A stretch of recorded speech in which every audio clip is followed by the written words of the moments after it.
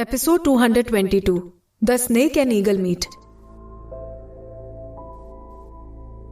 नागाल अपने पशुमानव रूप में ही था। फिर जब वो पलटकर जाने लगता है तो उसकी आंखों में गुस्सा दिखाई देता है।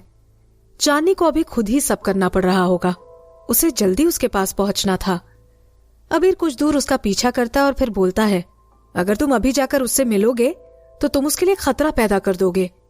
नागाल की ऊपर की बॉडी इंसान का रूप ले लेती है। फिर वो उसकी तरफ नफरत से देखता है और बोलता है, वो इसीलिए क्योंकि तुम किसी काम के नहीं हो।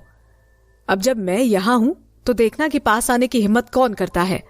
अबीर मुस्कुराकर बोलता है, क्या तुम भरोसा दिला सकते हो कि तुम हमेशा ही उसके पास रहोगे? क्या तुम चाहते हो कि हर पल लोग उसे मारने के लिए आसपास ही रहें? इस बात के बारे में सोचकर नागाल थोड़ा हिचकिचाता है। वो चील पशु मानव को मारना चाहता था, लेकिन वो बोलता है, क्या तुम पक्का बता सकते हो कि निया अभी सुरक्षित है? अबीर बोलता है, यहां पास में ही मोर प्रजाति का गांव है, वो वहीं अंदर है और पूरी तरह सुरक्षित है। लेकिन वो चील पशु मानव उन तक नहीं पहुंचना चाहिए। अगर उन मोर पशु मानवों को भी निया की बात के बारे में पता चल गया तो भी परेशानी हो जाएगी। फिर नागाल उन चील पशु मानवों की तरफ देखता है जो आकर पेड़ पर बैठ गए थे। नागाल तो उन्हें शांति से ही देखता है, लेकिन फिर भी उनके शरीर में ठंडक की लहर दौड़ जाती है। वो सावधान हो जाते हैं।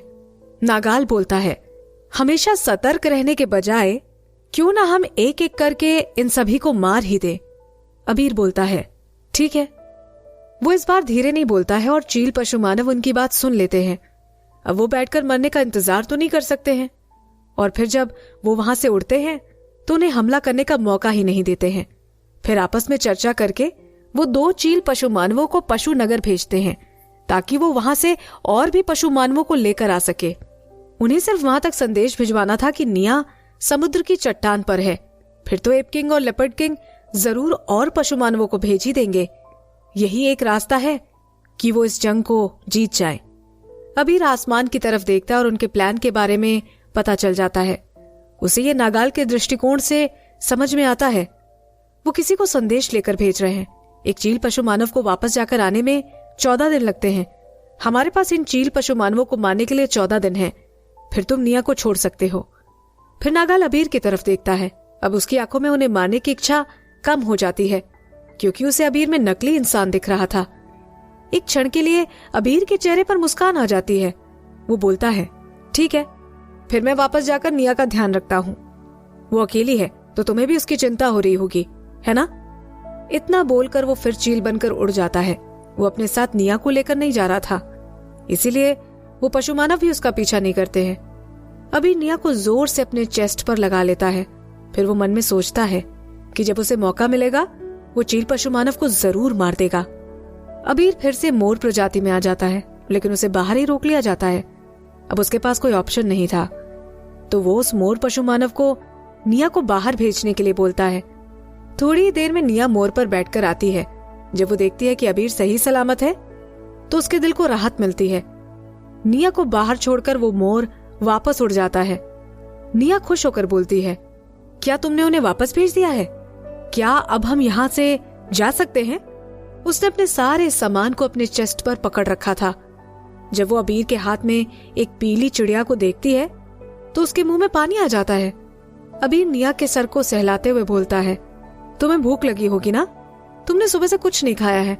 मैं तुम्हारे लिए मीट रोस्ट करके देता हूँ। निया चलते हुए गांव के बाहर निकलने पर बोलती है, मैं यही सोच रही थी कि तुम इतनी जल्दी कैसे आ गए। अगर तुम उन्हें भगाकर ही आते तो फिर तुम्हें कुछ दिन तो लग ही जाते, है ना? अबीर निया के हाथ खींचते हुए बोलता है, मुझे तुम्हारी चिंता हो रही थी। फिर जब निया हाथ छुड़ाती है तो अबीर उसे छोड़ देता है।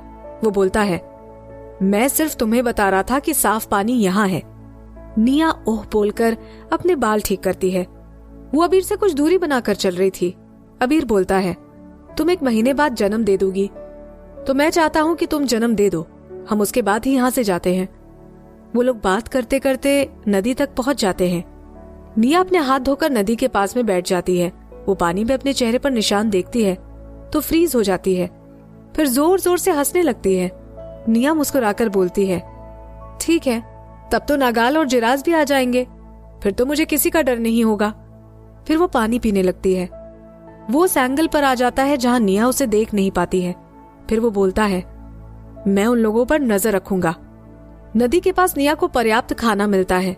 अबीर उसका बचा हुआ खाना नहीं खाना चाहता था, इसीलिए वो उसे पत्ते में लपेट कर रख देता है ताकि जब उसे भूख लगेगी तो वो खा लेगी। फिर निया खड़ी होकर बोलती है, अब मुझे एक लड़की को चिलगोजे छीलने में मदद करनी है, मैं चलती हूँ। अबीर भी खड़े होकर बोलता है, 1 मिनट रुको। वो सामान और खाना उठाकर निया की तरफ लालसा की नजर से देखता है। वो आगे बोलता है, मैं रात को तुम्हारे लिए खाना लेकर आऊंगा, तुम मुझे यहीं पर मिलना। वो बोलती है, इसकी कोई जरूरत नहीं है, ये मीट मेरे पूरे दिन के लिए काफी है। तुम जल्दी से जाकर अपने लिए कुछ ढूंढ लो और जब भी तुम बाहर रहो तो अपना ध्यान रखना। निया उसे याद दिलाती है, वो उससे संतुष्ट थी। मोर प्रजाति में रहकर उसे सिर्फ थोड़ा काम करना पड़ता है, लेकिन वो बार बार अबीर को नहीं देख सकती, जिससे उसे आराम मिलता है। अबीर उसे फिर मोर पशु मानव के गांव में ले आता है, लेकिन निया को छोड़कर जाने का उसका मन नहीं था। जब निया उसकी आंखों से ओझल हो जाती है तो उसे दुख होता है। निया जब अंदर जा रही होती है तो वो संतुष्टि से अपने पेट को बजा रही थी। कुछ दूरी पर एक मोर अपने पंख फैला रहा था। निया उसे देखकर खुश हो जाती है। वो जल्दी से उसकी तरफ जाती है। जब बड़े पेड़ के पीछे से निया ध्यान से देखती है तो उसे कुछ जाना पहचाना सा लगता है। वो स्नेक स्किन से बने ट्यूब टॉप को तो भूल ही नहीं सकती है। वो सही था, वो मयूरी ही थी। वो बोलती है, मुझे देखो। मयूरी के सामने 3 मोर थे और उन सभी के पंख पूरे खुले हुए थे। जब वो खुद की कला दिखा रहे थे तो पास वाले प्रतियोगी से छुपा भी रहे थे। निया की आंखें चमक उठती हैं। मोर अपने पंख फैला रहे थे। ये तो बहुत ही सुंदर है। निया ने जो ऑनलाइन तस्वीर देखी थी ये उससे भी सुंदर थे। निया उन सभी को देखती है। उनके पास मयूर भी खड़ा था। जब मयूर देखता है कि मयूरी को आदमियों ने घेर रखा है तो वो अपनी स्कर्ट फाड़ देता है। फिर वो मोर बन जाता है और वो भी अपने पंख फैला देता है। जब सभी की नजरें उस पर पड़ती हैं तो देखते हैं कि वो बहुत शानदार लग रहा है और उसका एरिया भी बाकी तीनों से बड़ा था। निया के नजरों को मयूर आकर्षित कर लेता है। वो उसे ऐसे देखती है कि बालों से अपना चेहरा ढकना भी भूल जाती है। उसे लगता है कि वो तुलना करने की वजह से इतना सुंदर दिख रहा है, लेकिन फिर पता चलता है कि मयूरी भी उसे देख रही है। इसका मतलब वो सच में ही ऐसा है। अपनी पूंछ को ऊपर करके मयूर मयूरी की तरफ 2 कदम चलता है, जिसकी वजह से उसके पास खड़ा एक मोर छुप जाता है। लेकिन उस मोर को हार बर्दाश्त नहीं होती है और वो फिर आगे आ जाता है। वो बाकी दोनों मोरों की पूंछ दब जाती है, जो उनकी सुंदरता को कम कर देता है।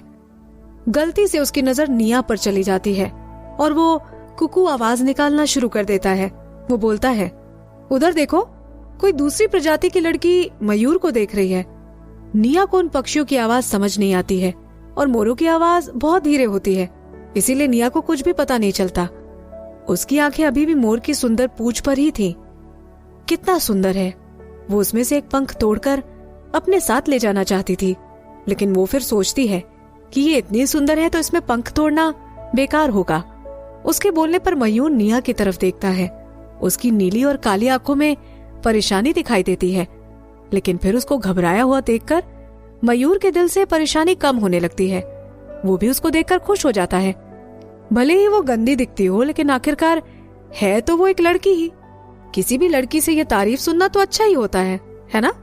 ये सोचकर मयूर अपनी पूंछ दूर रखता है।